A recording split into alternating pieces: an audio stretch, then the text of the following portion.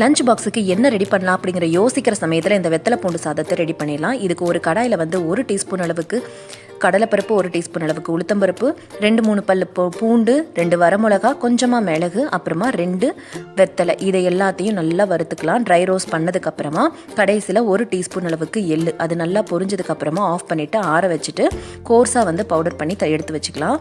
இன்னொரு கடாயில் கொஞ்சமாக நல்லெண்ணெய் விட்டு கடுகு, உளுத்தம்பருப்பு, கடலைப்பருப்பு, நிலக்கடலை இதெல்லாம் வறுத்ததுக்கப்புறம் கருவேப்பிலை, ஒரு வெங்காயம், அதுக்கப்புறமா கொஞ்சமாக பூண்டு, இதையும் நல்லா வதங்கினதுக்கப்புறமா ஒரே ஒரு தக்காளி, அதுக்கு தேவையான அளவு உப்பு, மஞ்சப்பொடி, இதை வதக்கிட்டு நம்ம ஏற்கனவே எடுத்து வச்சிருக்கிற ஒரு வெத்தலையை வந்து நம்ம இதோட ஆட் பண்ணிடலாம்.